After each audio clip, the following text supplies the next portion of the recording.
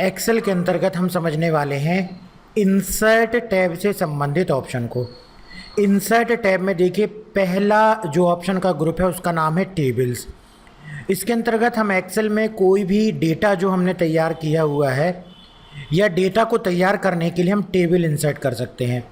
तो वैसे तो एक्सेल में रो कॉलम दी हुई है, लेकिन जो भी डेटा आपने तैयार किया हुआ है उस डेटा को समराइज फॉर्म में दिखाने के लिए यहाँ पर दो ऑप्शन दिए गए हैं जिसे बोलते हैं पायोट टेबल। पायोट टेबल का देखिए क्या यूज़ होता है, easily arrange and summarize complex data in a pivot table. बड़ी ही आसानी से ये कॉम्प्लेक्स डेटा को समराइज कर देता है। ठीक है, इस ऑप्शन को क्या बोलते हैं, पायोट टेबल। तो ये एमएस एक्सेल का इम्पॉर्टेंट ऑप्शन है, तो इसे अच्छे से समझ लीजिएगा। कुछ इस प्रकार का डेटा हमने तैयार किया हुआ है। यदि आपको इस ऑप्शन की प्रैक्टिस करना है तो आपको भी कुछ इस प्रकार का डेटा तैयार करना होगा। तो इस तरीके से जो है आप चाहें तो नोट कर सकते हैं। कॉलम आपको बनाना है, ऑर्डर डेट, रीजन, जो ऑर्डर हो रहा है वो किस रीजन में हो रहा है, कौन सी सिटी में हो रहा है, जो प्रोडक्ट है उसकी कैटेगरी क्या है और प्रोडक्ट क्या है, कितनी क्वांटिटी बिक रही है उस पर्टिकुलर सिटी में, रीजन में, यूनिट प्राइस क्या है, टोटल प्राइस क्या है। तो उसके लिए अभी हमारे पास ये डेटा इस प्रकार से है। ठीक है, मान लीजिए हमारे पास ये डेटा कुछ इस प्रकार से है। ये देखो, अब ये एक प्रकार का कॉम्प्लेक्स डेटा है जो कि लगभग अभी हमारे पास 224 रो में है। इस डेटा को यदि हमें समराइज फॉर्म में देखना है तो उसके लिए हम पायोट टेबल ऑप्शन का इस्तेमाल कर सकते हैं एमएस एक्सेल में, जिसमें दो ऑप्शन दिए गए हैं। दो ऑप्शन में पहले आप रिकमेंडेड पायोट टेबल को समझ लीजिए। Wants us to recommend pivot table that summarize your complex data. इस पर आप जैसे क्लिक करोगे तो ये क्या करेगा कि आप यहाँ से डेटा को सेलेक्ट कर लीजिए सबसे पहले। तो इसका तरीका है कि यहाँ पर क्लिक करिएगा और जैसे ही आप क्लिक करोगे तो ऑटोमेटिक वो पूरी टेबल को सेलेक्ट कर लेगा। तो देखो ऑटोमेटिक इसने कुछ समराइज करके डेटा को दिया गया है, sum of unit price by city. इसको यदि आप सेलेक्ट करते हो तो आप देख सकते हो कि बोस्टन सिटी में sum of unit price, sum of unit price है ना, जैसे एक की यूनिट प्राइस कितनी है, एक है। तो यहाँ पर क्या दिखला रहा है, रो लेबल्स में ये सिटी के अनुसार सम ऑफ यूनिट प्राइस, ये इसके अनुसार इसने ऑटोमेटिक इसको डिटेक्ट कर लिया और उसके अनुसार ये हमको समराइज करके देगा। अब ये आपको देखना होगा कि वो आपके काम का है कि नहीं है। अब यहाँ पर सम ऑफ यूनिट प्राइस तो हमारे काम का नहीं है कि हर सिटी और यूनिट प्राइस। उसके बाद देखते हैं हम यदि सम ऑफ टोटल प्राइस, तो यहाँ पर देखिए सिटी है और sum of total price. Sum of total price मतलब बोस्टन सिटी में टोटल कितने की सेल हो रही है। अगर ये देखना है तो इस प्रकार का डेटा हमारे बहुत काम का है। इसे हम सेलेक्ट कर लेंगे, ओके कर देंगे। तो देखिए इस प्रकार का डेटा हमारे सामने कुछ यहाँ पर आ जाएगा। ठीक है, हमारे सामने इस प्रकार का डेटा जो है वो दिखलाई देने लगेगा कि बोस्टन सिटी में जो है वो टोटल सेल कितने की हो रही है, लॉस एंजेलिस में कितने की हो रही है, बिल्कुल हमको देखना हो सकता है इस प्रकार से, है ना। सैन डिएगो में कितनी हो रही है और टोटल कितनी सेल हुई। यदि हम इसे देखना चाहते हैं तो वो हमने कहाँ से देखा, सेल्स टेबल के अंतर्गत हमने बनाया था पायोट टेबल। फिर हम जाते हैं इंसर्ट में, फिर रिकमेंडेड पायोट टेबल में क्लिक करते हैं तो हमने देख लिया सिटी वाइज और टोटल। उसके बाद देखिए और क्या दिया गया है, उसके बाद अगले में देखिए दिया गया है, यहाँ पर दिया गया है आपको रीजन। ठीक है, ये देखो रीजन दिया गया है। ईस्ट रीजन में कौन कौन सी सिटी हैं, बॉस्टन है, न्यूयॉर्क है। वेस्ट सीजन में कौन कौन सी सिटी हैं, लॉस एंजेलिस है, सैन डिएगो है। Sum of quantity, sum of quantity. अब देखो इसमें क्या बतला रहा है कि सम ऑफ क्वांटिटी, अगर यहाँ पर सभी की क्वांटिटी है कि बोस्टन सिटी में 33 क्वांटिटी जिसकी एक प्राइस इतनी है, टोटल प्राइस इतनी है, तो टोटल बोस्टन सिटी में कितनी क्वांटिटी सेल हुई हैं और टोटल कितनी प्राइस की वो बिकी हुई हैं। तो ये भी बिल्कुल हमारे काम के लिए यदि डेटा है, इस डेटा को भी हम क्लिक करके देख सकते हैं। देखिए ये दूसरी जो है डेटा आ गया। यहाँ पर रो लेवल में आप लिख सकते हो जो भी आपको लिखना है। बाकी आप समझ गए होंगे रीजन के अंदर सिटी क्या है, सिटी के अंतर्गत क्वांटिटी टोटल कितनी सेल हो रही हैं और वो क्वांटिटी कितने की सेल हुई, टोटल प्राइस क्या है और फिर उसके बाद ग्रांड टोटल। तो ऐसा डेटा हमको कई बार जरूरत पड़ सकती है यदि हमारे पास कुछ इस प्रकार का रॉ मटेरियल है और उसको हम समराइज करके देखना चाहते हैं, तो उसके लिए बिल्कुल हमें इस प्रकार के डेटा की जरूरत पड़ेगी ही। इसके बाद अब हम देखते हैं, ठीक है, तो इसी प्रकार से और भी यहाँ पर रिकमेंडेड टेबल दी गई है, मेरे ख्याल से आपको ये वाली समझ में आ गई होगी। उसके बाद है sum of unit price by category. ठीक, तो इसमें अलग अलग प्रकार से सभी चीज़ों को बताया गया है। Sum of total price by category, ये देखो इसको हमने सेलेक्ट कर लिया। अब मैं आपको यहीं से बतला देता हूँ, ओके करेंगे तो वो बस वर्कशीट में ऐड हो जाता है।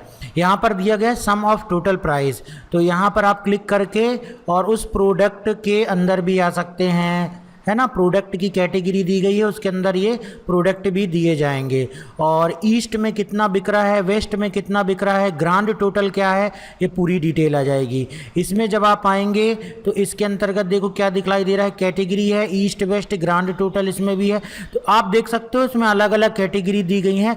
जो भी रिक्वायरमेंट है, जैसा भी आप डेटा को समराइज करके देखना चाहते हो वो देख सकते हो। इसलिए ये बहुत ही अच्छा सुविधा दे दी है कि यदि आपको पायोट टेबल में बहुत ज़्यादा उसको खुद भी कस्टमाइज करके बनाते नहीं आ रहा है, तो आप रिकमेंडेड पायोट टेबल का इस्तेमाल करके आसानी से बना सकते हो। उसके बाद दिया गया है अगला ऑप्शन पायोट टेबल। ये देखिए पहला वाला ऑप्शन था, इसमें हमको क्या है, खुद ही बनाना होता है। तो यदि आपने देख लिया कि एक्चुअल में पायोट टेबल का यूज़ क्या है, पहले रिकमेंडेड ऑप्शन पर जाइए और जो भी वो डेटा के अनुसार पायोट टेबल बना करके दे रहा है उसे देखिए। उसके बाद आप खुद की भी पायोट टेबल बना सकते हैं। डेटा अगर आप इतना सारा नहीं टाइप कर सकते हैं तो कम से कम 10 रिकॉर्ड 5 रिकॉर्ड टाइप कर लीजिए, अपने अनुसार डेटा बना लीजिए, उसके बाद आप इस पायोट टेबल का इस्तेमाल कर पाएंगे।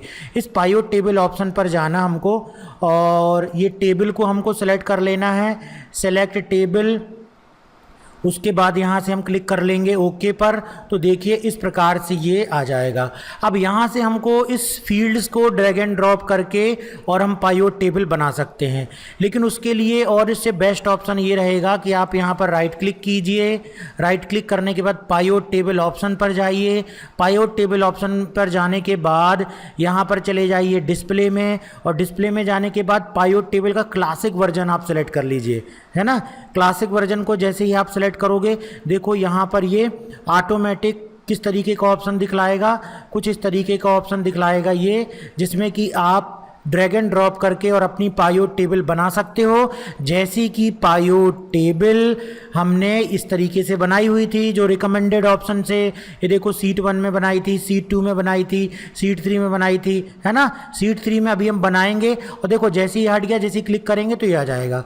अब हमको क्या चाहिए है, drop value fields here, drop row fields here, जो रो में आप डेटा दिखाना चाहते हो उसकी फील्ड आपको यहाँ पर दिखाना है। हमने मान लीजिए यहाँ पर सेलेक्ट कर दिया प्रोडक्ट को, देखो यहाँ पर प्रोडक्ट आ गए। और कॉलम पर हम क्या करना चाहते हैं, कॉलम पर हम दिखाना चाहते हैं मान लीजिए सिटी को, है ना। कॉलम पर हम दिखाना चाहते हैं सिटी को, तो इस सिटी को लेकर के हमने ड्रैग एंड ड्रॉप कर दिया। उसके बाद हम दिखाना चाहते हैं सिटी के बाद हम दिखाना चाहते हैं ये मोर टेबल में, अभी तो हमको टेबल इतनी फील्ड थी इसमें। उसके बाद हम दिखाना चाहते हैं कितनी क्वांटिटी सेल हुई, इस वैल्यू को हम यहाँ पर ड्रैग एंड ड्रॉप कर देंगे। तो ये देखो ये प्रोडक्ट है जो बॉस्टन सिटी पर इतना क्वांटिटी का बिका हुआ है ना, और इस सिटी पर इतना क्वांटिटी का बिका हुआ है। इसके बाद यदि हम इसकी टोटल प्राइस भी देखते हैं यहाँ पर ड्रैग एंड ड्रॉप करके किस तरीके से दिखलाई देती है टोटल प्राइस, उसको भी देखते हैं। और इसे हम कर देते हैं यहाँ पर ड्रैग एंड ड्रॉप, तो ये देखिए सम ऑफ टोटल प्राइस, कितनी क्वांटिटी का बिका हुआ है और कितना टोटल प्राइस का बिका हुआ है, कितनी क्वांटिटी का बिका हुआ है, कितना टोटल प्राइस का बिका हुआ है। ड्रॉप रिपोर्ट फिल्टर फील्ड्स यार, यदि कोई और फिल्टर आप लगाना चाहते हो तो वो भी आप यहाँ पर लगा सकते हो। तो इस तरीके से आप पायोट टेबल का इस्तेमाल करके आप अपने डेटा को जैसे भी समराइज़ करना चाहते हो वैसे समराइज़ कर सकते हो। इसे हटाना चाहते हो इसे हटा भी सकते हो इस तरीके से, फिर क्लिक करोगे तो इस तरीके का डेटा इसमें दिखने लगेगा। ठीक है, तो इस तरीके से आप अपने प्रोडक्ट को समराइज़ करके देख सकते हो, समझ सकते हो कितनी सेल्स हुई, किस जगह हुई, किस मंथ में हुई। ये सारी चीज़ें यहाँ पर अवेलेबल हैं, जिसके माध्यम से कि आप जा कर के किसका इस्तेमाल कर सकते हो, आप जा कर के यहाँ पर पायोट टेबल का इस्तेमाल किया जा सकता है। पायोट टेबल का इस्तेमाल करते समय देखिए यहाँ से एक बार मैं इसको हटा देता हूँ, अनचेक कर दिया मैंने, प्रोडक्ट को यहाँ पर ड्रैग एंड ड्रॉप कर लिया, प्रोडक्ट हो गया हमारा।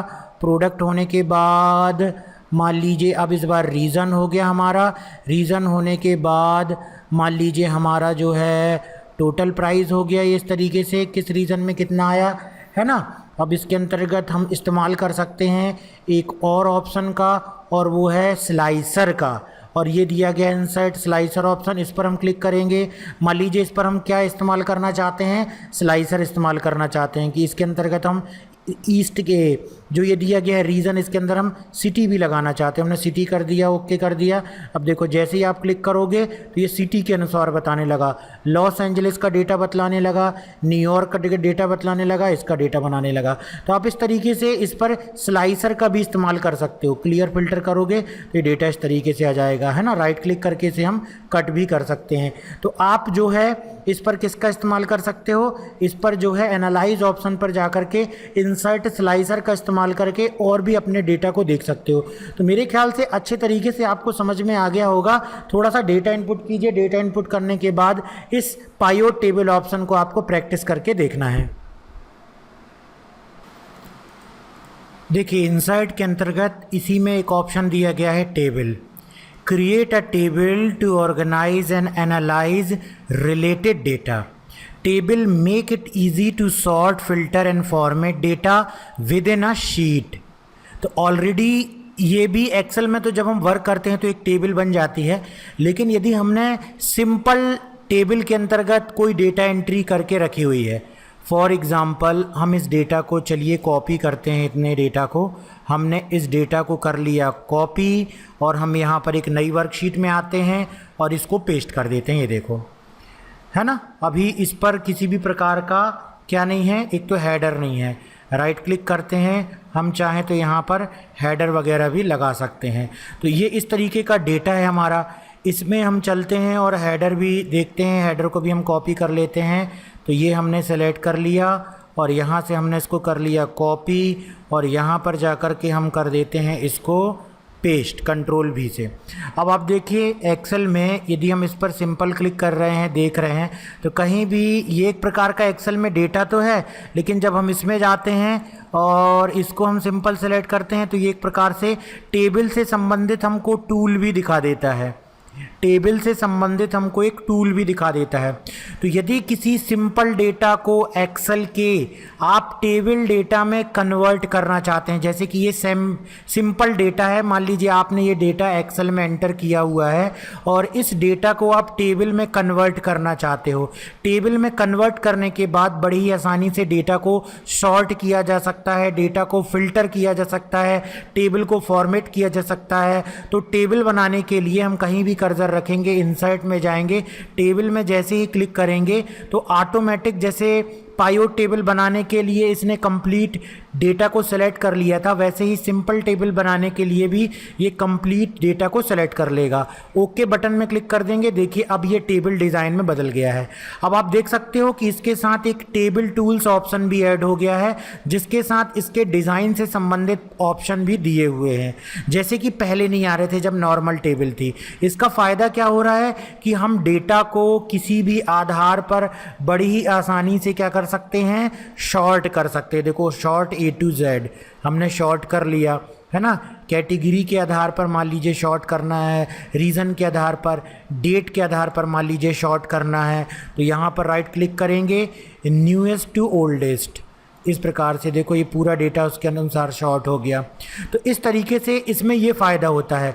इसमें हम फ़िल्टर लगा सकते हैं, देखिए जैसे हमने रीजन के अकॉर्डिंग फ़िल्टर लगाना, हमको ईस्ट रीजन के अकॉर्डिंग बस डेटा देखना है, देखो इसमें फ़िल्टर का सिंबल लग गया। ईस्ट के अंतर्गत हमको सिटी का भी फ़िल्टर लगाना है, तो हमने बॉस्टन सेलेक्ट कर लिया, देखो बॉस्टन का आ गया। फ़िल्टर हटाना है तो आप सिंपल क्लिक कीजिए क्लियर कर दीजिए फ़िल्टर, यहाँ से क्लियर कर दीजिए फ़िल्टर। इसी प्रकार से टेबल को हम फॉर्मेट भी कर सकते हैं। जब ये टेबल की डिज़ाइन वाले ऑप्शन में देखो टेबल की इतनी सारी डिज़ाइन दे देता है, जो कि नॉर्मल जब आप सेलेक्ट करते हो तब आप उसको फॉर्मेट करने से संबंधित भी आपने एक ऑप्शन पढ़ा हुआ था होम टैब के अंतर्गत, फॉर्मेट एज टेबल।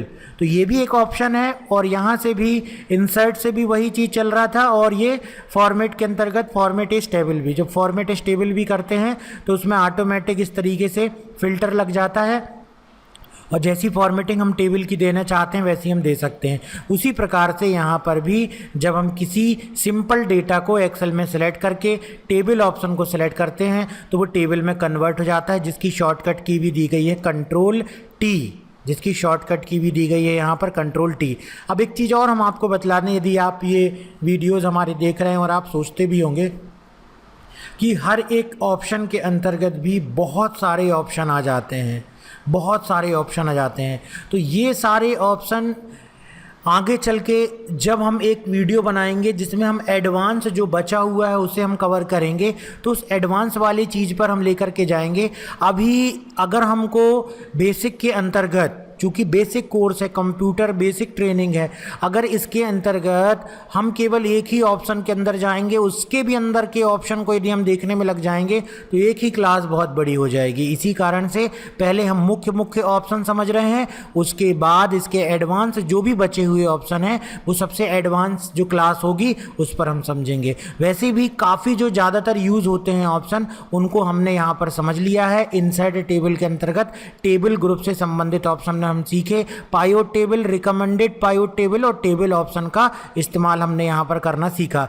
इसी प्रकार से अब हम चलते हैं आगे इलस्ट्रेशन ग्रुप। देखिए अब इलस्ट्रेशन ग्रुप पर कुछ भी यहाँ पर आपको विशेष नया नहीं मिलेगा, जैसा कि आपने वर्ड में किया हुआ था बिल्कुल वैसा ही है।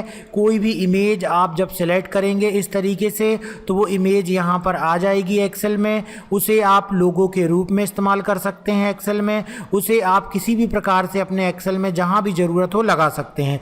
और जैसे ही आप कोई इमेज को रखते हैं तो उससे संबंधित देखो टूल्स यहाँ पर आ जाते हैं, बिल्कुल सेम टूल है ये MS वर्ड की तरह है, बिल्कुल सेम टूल है। अब कुछ हमारे स्टूडेंट्स हैं जो ये ट्रेनिंग रोज़ ले रहे हैं तो वो कहने लगते सर ये बचा हुआ था इसको बतला दीजिए, तो उसी चीज़ को मैं ज़्यादातर छोड़ रहा हूँ जो पहले की वीडियोज़ में कवर की हुई हैं। तो हमने जो भी video 60 days computer basic training के अंतर्गत अपलोड की हुई हैं उस वीडियोज़ में जाकर के आप देखिए कि हमने MS वर्ड में जब पिक्चर के बारे में बतलाया था तो वहाँ पर पिक्चर को इंसर्ट करने के बाद उस पर कैसे आप उसकी फॉर्मेटिंग कर सकते हैं उसके बारे में भी हमने बतलाया है। यदि आपको नहीं मिला तो इस वीडियो के डिस्क्रिप्शन में मैंने एक प्लेलिस्ट की लिंक दी हुई है, उस प्लेलिस्ट में हमारे पुराने पूरे वीडियोज़ हैं, ठीक है। तो ये इंसर्ट के अंतर्गत पिक्चर वही हो गया जहाँ से हम पिक्चर को इंसर्ट कर सकते हैं। और जब हम पिक्चर सेलेक्ट करेंगे तो फॉर्मेटिंग टूल्स के अंतर्गत बहुत सारे टूल्स दिए गए हैं जिससे हम पिक्चर को फॉर्मेट कर सकते हैं। इसी तरीके से ऑनलाइन पिक्चर का ऑप्शन दिया गया है कि आप इंटरनेट पर भी जा कर के और इमेजेस को सर्च करके भी इंसर्ट कर सकते हो। 2013 वर्जन में ये सुविधा यहाँ पर दे दी गई है, 2013 वर्जन में ये सुविधा यहाँ पर दे दी गई है। मान लीजिए हमने एक फ्लावर यहाँ पर टाइप किया तो आप देख सकते हो फ्लावर से रिलेटेड जो भी इंटरनेट में इमेजेस होंगी वो यहाँ पर आ जाएंगी। हम इसको सेलेक्ट करेंगे, हम इसको इंसर्ट कर देंगे, चूँकि इंटरनेट से आ रही है तो ये डाउनलोड होगी और देखो डायरेक्ट हमको सेव करने की ज़रूरत नहीं पड़ी, बिना सेव किए हुए डायरेक्ट हमने इंटरनेट से सर्च करके यहाँ से इमेज को लेकर के आ गए। इसी तरीके से ये सारे शेप्स से संबंधित ऑप्शन दिए गए हैं। इन शेप्स की भी प्रैक्टिस आपने की हुई है, किस में प्रैक्टिस की हुई है आपने प्रैक्टिस की हुई है MS वर्ड में।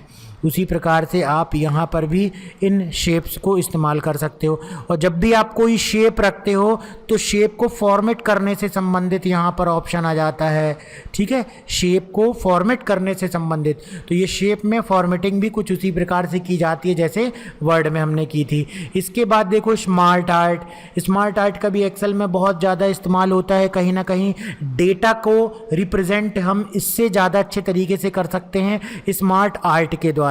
तो देखिए यदि हमको यहाँ पर हम चलते हैं एक नई वर्कशीट में और यहाँ से जाकर के हम स्मार्ट आर्ट से कोई भी एक स्मार्ट आर्ट ले लेते हैं। ये भी मैं बतला दूं वर्ड में इसको भी आपने किया हुआ है, फिर भी मैं एक बार उसको ज़रूर आपको दिखा देता हूँ कि वो ऑप्शन क्या यूज़ हो रहा है।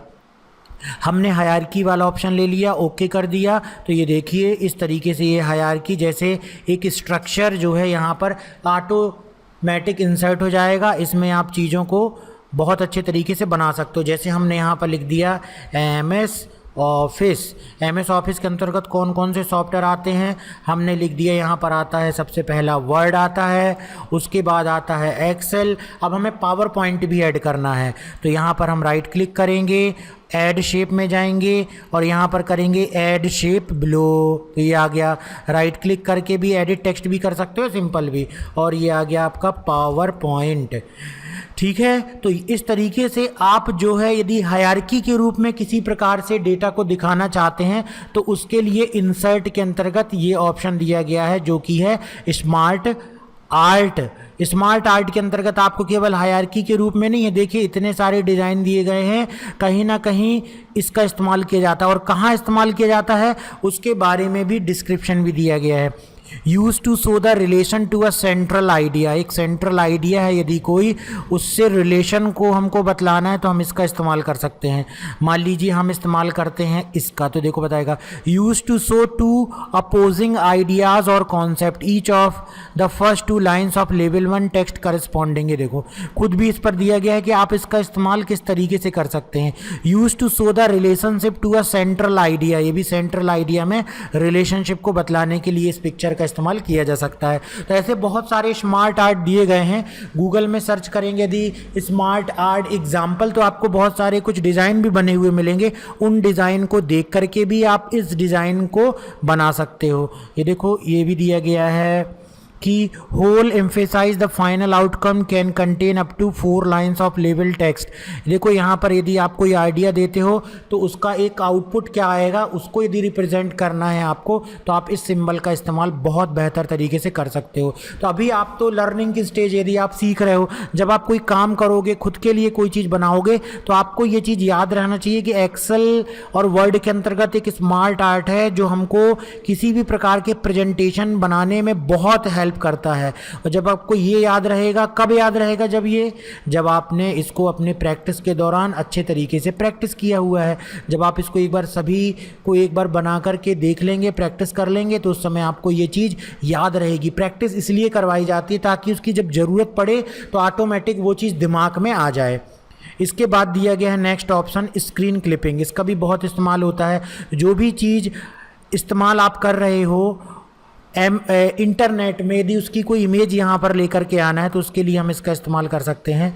फॉर एग्ज़ाम्पल आप समझिए कि हम जाते हैं इस तरीके से, मान लीजिए हम गए गूगल में, हमने गूगल में जा कर के कोई भी सर्च किया, हमने सर्च किया देखो लोगो, एक एग्ज़ाम्पल हम ले रहे हैं, है ना।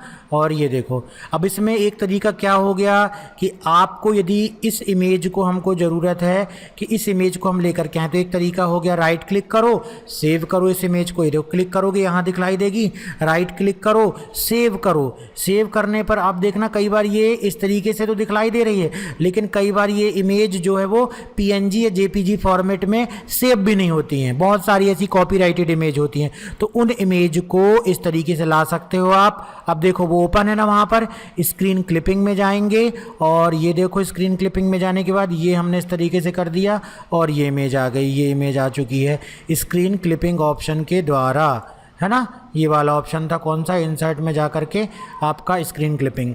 तो ये हमने देख लिया इलस्ट्रेशन ग्रुप के बारे में। इसके बारे में और डिटेल कि जब हम पिक्चर को इंसर्ट करेंगे तो उससे संबंधित जो फॉर्मेटिंग वाला ऑप्शन आता है वो सभी कुछ हमने वर्ड में डिस्कस किया हुआ था, इसलिए वाली वीडियोज़ आप देख सकते हो।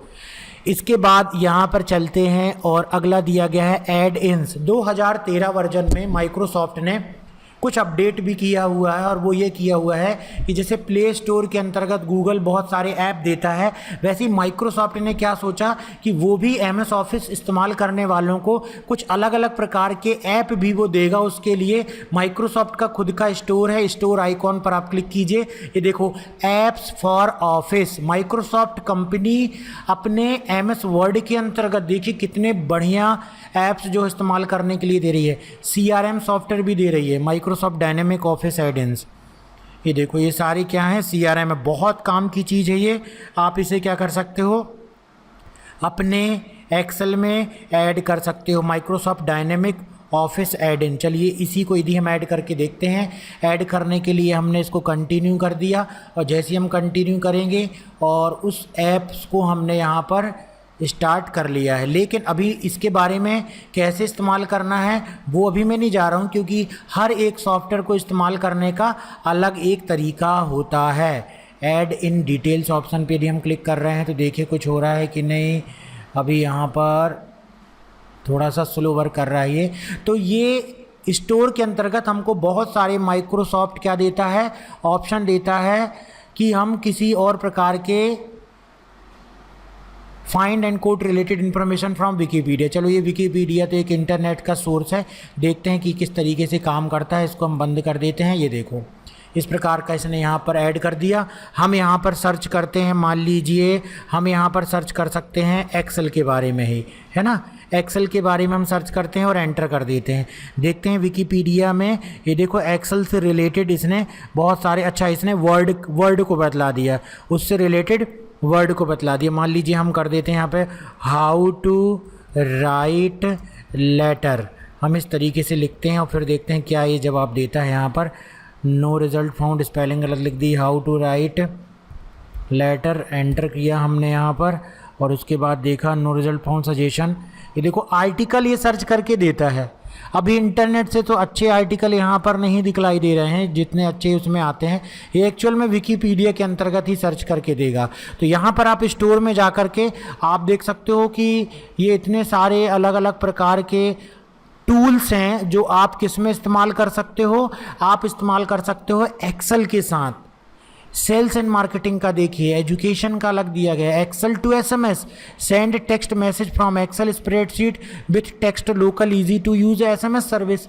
बताओ इजी टू एसएमएस सर्विस के द्वारा आप जो है एसएमएस भेज सकते हो। इसको भी हमने ऐड करके देख लिया। ये कंटिन्यू में क्लिक किया, ये देखिए किस तरीके से ऐड हो रहा है। यहाँ पर हम देख सकते हैं ये ऐड हो गया। और ये देखो टेक्स्ट लोकल एपीआई लॉगिन, बस यहीं से यही चीज़ है कि आपको टेक्स्ट लोकल नाम की कंपनी से वहाँ पर रजिस्टर करना होगा। वहाँ से आपको एसएमएस भेजने के लिए क्रेडिट लेना होगा, है ना। और क्रेडिट लेने के बाद ये एक्सेल में एक ऐप है जिसके द्वारा कि आप क्या कर सकते हो, एसएमएस भेज सकते हो। लेकिन वहाँ से भी आपको वो परचेस करवाएंगे ही, परचेस आपको करना होगा। तो यहाँ पर ये कुछ ऐप्स दिए गए हैं, कुछ फ्री हैं, कुछ प्रीमियम हैं, जिनका इस्तेमाल करके आप एक्सेल में और अच्छे तरीके से काम कर पाओगे। माय ऐप्स देखो मैंने जो ऐड कर दिए हैं। तो बिल्कुल आप इंटरनेट कनेक्ट कीजिए अपने कंप्यूटर से और इन स्टोर ऑप्शन के अंतर्गत जाकर के, ये एडवांस ऑप्शन है, बहुत सारी चीज़ें आपको यहाँ पर काम की मिलेंगी। इन पर क्लिक कीजिए, इनको इस्तेमाल करके देखिए। उसके बाद जिनको भी आप इस्तेमाल करेंगे वो यहाँ पर ऐड हो जाएंगे। उसके बाद दिया गया है बिंग मैप्स। बिंग मैप्स ये चूँकि जो गूगल माइक्रोसॉफ्ट ऑफिस है उसका सर्च इंजन है बिंग, इसलिए वो उसको ज़्यादातर प्रमोट करता है। लेकिन जो गूगल का सर्च इंजन है, गूगल कंपनी का तो सर्च इंजन गूगल ही है, तो इसी कारण से ये गूगल को ज़्यादा प्रमोट नहीं करता है।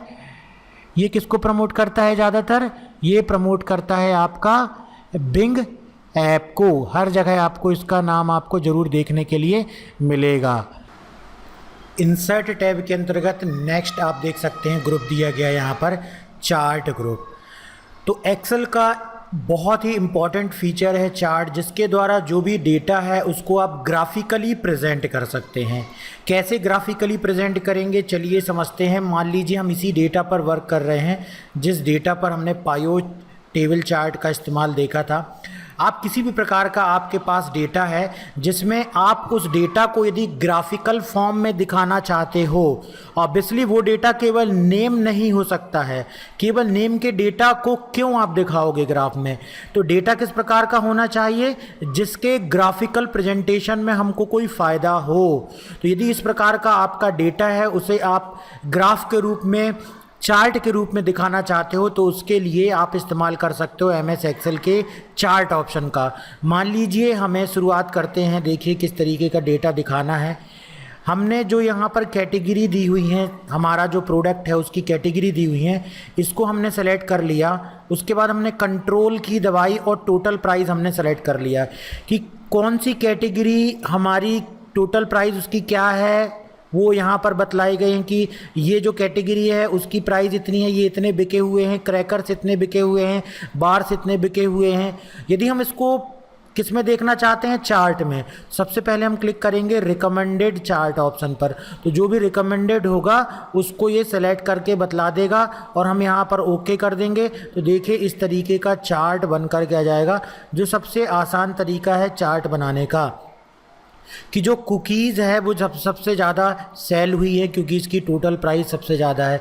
जो स्नैक्स है वो सबसे कम सेल हुए हैं, उसके बाद बार सेल हुए हैं।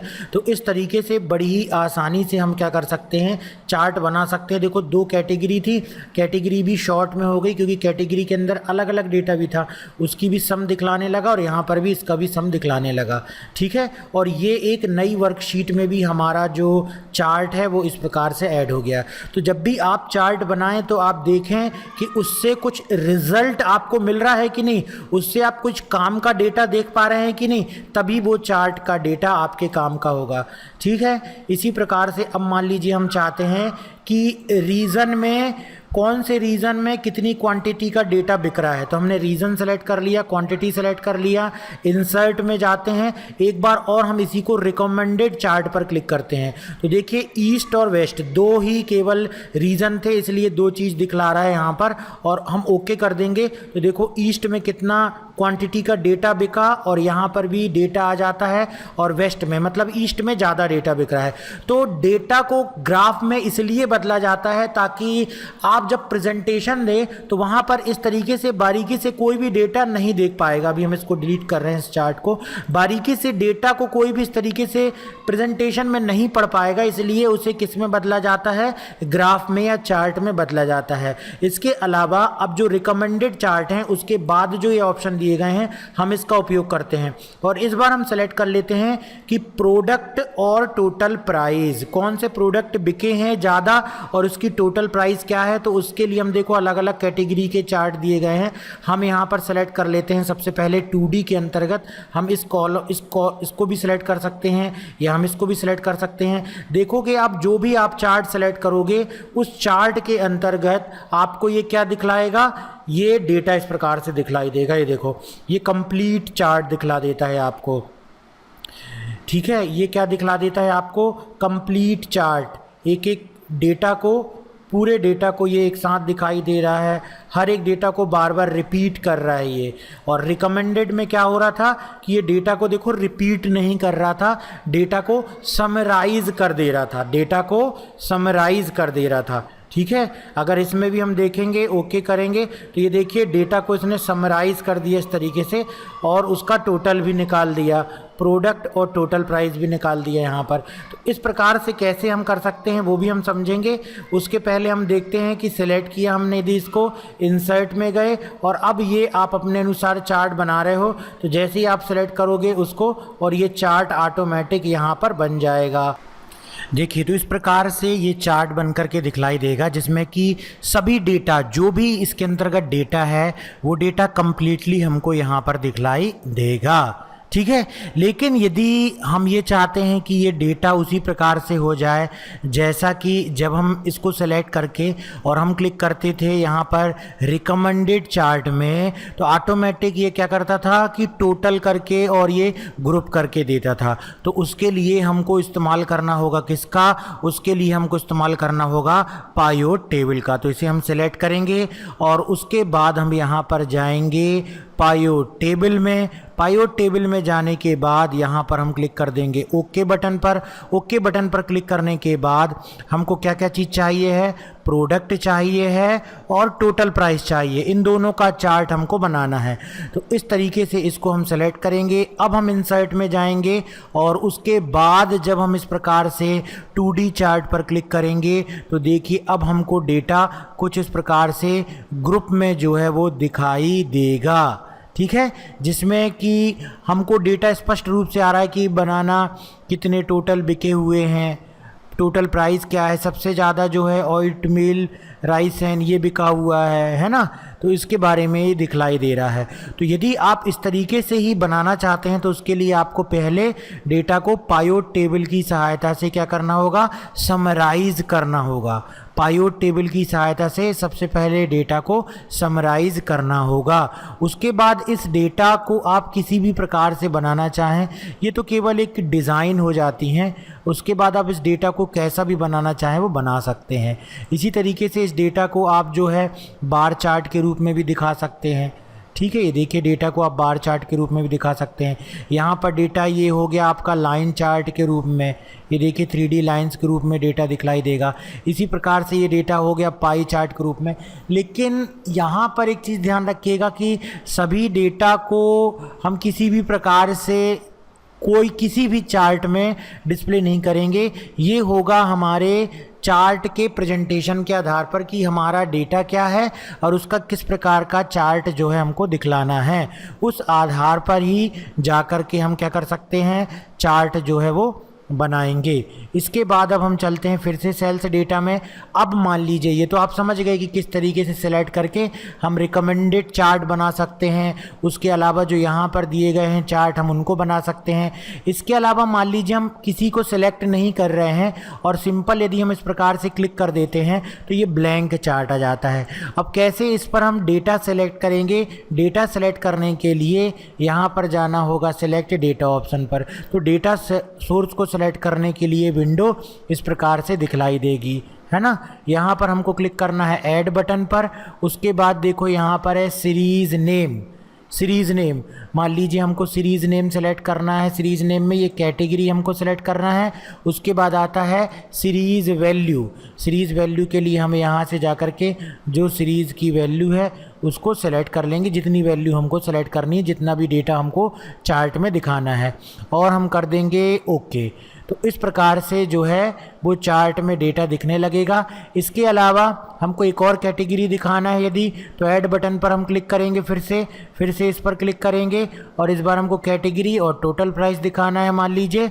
और उसके बाद सीरीज़ वैल्यू क्या होगी, सीरीज़ की हम वैल्यू सेलेक्ट कर लेंगे और वैल्यू सेलेक्ट करने के बाद जो है यहाँ पर हम क्लिक करेंगे और ओके करेंगे। ठीक है, तो ये दो कैटेगरी आ चुकी है हमारी।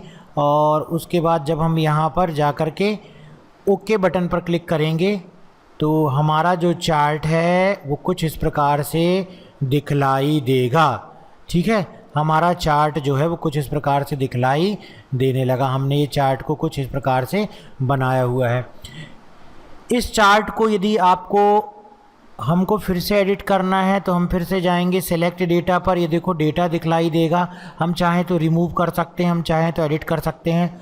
हॉरिजॉन्टल लीजेंड में देखिए ये 1 2 3 4 दिखाई दे रहा है, इसको भी हम एडिट कर सकते हैं। एक्सेस लेबल रेंज, यहाँ पर आपको क्या लेबल रखना है, तो हमको यहाँ पर क्या लेबल रखना, हमने यहाँ पर कैटेगरी और टोटल प्राइस था, तो मान लीजिए हमको लेबल में रखना है यहाँ पर कैटेगरी और ओके पर हम क्लिक करेंगे तो यहाँ पर क्या डिस्प्ले हो जाएगी, अब कैटेगरी। लेकिन कैटेगरी के लिए केवल सिंपल हमको कैटेगरी बस यहाँ पर नहीं करना है, एडिट में जाएंगे और हम इस पर क्लिक करेंगे और हमको सेलेक्ट करना होगा कंप्लीट डेटा। जो भी हमको कैटेगरी में जितना भी डेटा दिखाना है वो डेटा हमको यहाँ पर दिखलाई देगा।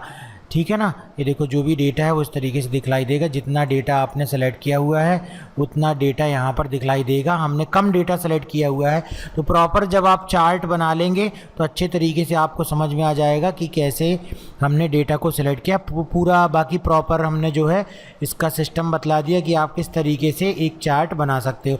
उसके अलावा फॉर्मेटिंग करने से रिलेटेड ऑप्शन है जो कि बहुत ही सिंपल है कि आपको ये फॉर्मेटिंग से रिलेटेड यहाँ पर मिल जाएगा। जो ये डिज़ाइन दी गई है इसके बाद आप इसको क्या कर सकते हो, फॉर्मेट कर सकते हो। अपने डेटा को अलग अलग डिज़ाइन कलर भी जो भी देना चाहते हो आप दे सकते हो। देखो ये बैकग्राउंड का यहाँ से आप कलर वगैरह सेट कर सकते हो। देखो बैकग्राउंड कलर आ जाएगा, या तो हमने यहाँ से चार्ट की स्टाइल कुछ इस प्रकार से चुन ली। उसके बाद हम करेंगे मूव चार्ट और मूव चार्ट को हम ले जाएंगे न्यू वर्कशीट पर। जैसे हम न्यू वर्कशीट पर ले जाएंगे ये देखो आपको यहाँ पर चार्ट के जो है डिफरेंट डिज़ाइन दिखलाई दे रहे हैं, है ना। चार्ट के ये डिफरेंट डिज़ाइन दिखलाई दे रहे हैं। चार्ट का आप यहाँ से कलर भी चेंज कर सकते हो, जो भी कलर वगैरह चाहिए है कलर चेंज कर सकते हो। यदि आपको चार्ट में कोई एलिमेंट जोड़ना है वो भी एलिमेंट भी आप जोड़ सकते हो। एक्सेस का टाइटल देना है, देखो एक्सेस का टाइटल आ गया। चार्ट का टाइटल नहीं दिखाई दे रहा था, ये देखो ऊपर चार्ट का टाइटल है, क्लिक कर दोगे जो भी चार्ट का टाइटल देना है वो आप यहाँ से टाइप कर सकते हो। डेटा लेवल तो नहीं देना है आपको, तो डेटा लेवल दे सकते हो। ग्रिड लाइन तो नहीं लगानी है चार्ट में, देखो ग्रिड लाइन आ गई है। लीजेंड तो नहीं लगाने हैं आपको, देखो राइट में रीजेंड आ जा रही है कि हमने क्या क्या दिया हुआ है यहाँ पर। हमने अपने चार्ट में देखो मैंने कंट्रोल जेड प्रेस करके जूम कर लिया था डेटा को, कैटेगरी और टोटल प्राइस दिखलाई दे रही है हमारी। तो ये डेटा में क्या है, डेटा यहाँ पर बार बार रिपीट हो रहा है। आप चाहें तो इस डेटा को सब ग्रुप कर सकते हैं, या पहले आप क्या करें कि इस डेटा को इंसर्ट में जाएं और उसके बाद आप यहाँ से सेलेक्ट कर लें पायोट टेबल। जैसे मैंने इसको सेलेक्ट कर लिया, इसको सेलेक्ट कर लिया, मैंने पायोट टेबल में सेलेक्ट कर लिया, फिर मैंने ओके बटन पर क्लिक कर दिया। या सिंपल आप बिना सेलेक्ट किए भी जा कर के यहाँ से बना सकते हो। प्रोडक्ट क्वालिटी मैंने बना दी और टोटल प्राइस ले लिया। उसके बाद अब मुझको इसका चार्ट बनाना है, तो मैं उसके लिए इंसर्ट में जाऊँगा। इंसर्ट में जाने के बाद यहाँ से ये चार्ट आ गया है, ठीक है। ये देखिए इस तरीके से चार्ट यहाँ पर आ चुका है। एक तरीका हमने ये बतला दिया था चार्ट का। इसी में वैल्यूज़ वगैरह अगर आपको एडिट भी करनी है तो राइट क्लिक करके सिलेक्ट डेटा में जाएंगे, तो ये देखिए यहाँ पर दिखलाई दे रहा है कि आपका जो ये नीचे है वो क्या है, ये सब नेम वगैरह है, ठीक है। इस तरीके से यहाँ पर ये भी चीज़ें दिखलाई दे रही हैं। और उसके बाद बाकी चार्ट की जो फॉर्मेटिंग है, डिज़ाइन है, वो देखो इतने सारे डिज़ाइन दी गई हैं चार्ट की। जो भी डिज़ाइन आप चाहते हो तो वो परफेक्टली आप जो है वो बना सकते हो। तो यहाँ पर हमने सीखी कि चार्ट हम बना सकते हैं सिंपल, जो यहाँ पर दिए गए हैं। डेटा को सेलेक्ट करो और क्लिक कर दो, चार्ट बन जाएगा। या चार्ट बनाते समय हम पायोट टेबल का भी इस्तेमाल कर सकते हैं और हम डेटा भी सेलेक्ट कर सकते हैं चार्ट बनाते समय। यदि हमको यहाँ से डेटा, ये हमने जो सिंपल क्लिक कर दिया था ना, ठीक है, ये इसको डिलीट कर दिया मैंने। और पायोट टेबल से हमने इस तरीके से समराइज़ कर लिया डेटा को। और डेटा को यदि हमको सेलेक्ट करके भी बनाना है तो भी हम सिंपल बिना इसको सेलेक्ट किए हुए यदि हम क्लिक करेंगे इस तरीके से इस पर, तो देखो ये ब्लैंक आ जाएगा। उसके बाद हम सेलेक्ट डेटा पे जाएंगे, ऐड में क्लिक करेंगे और सीरीज़ नेम पे हम, अब यहाँ पर तो रो लेवल लिखा हुआ है, पहले हम इसको सेलेक्ट कर लेते, ये कर देंगे। और उसके बाद यहाँ से इसको हटा करके इसको क्लिक करेंगे, इस डेटा को हम सेलेक्ट कर लेंगे। ये देखिए डेटा हमने सेलेक्ट कर लिया, ओके कर दिया। उसके बाद फिर हम जाएंगे, फिर ऐड बटन पर क्लिक करेंगे और उसके बाद दूसरी को हम टोटल को सेलेक्ट करेंगे, फिर इसको हम डिलीट कर देंगे, इसको क्लिक करेंगे और इस डेटा को हम सेलेक्ट कर लेंगे, यहाँ पर क्लिक करेंगे, ओके कर देंगे।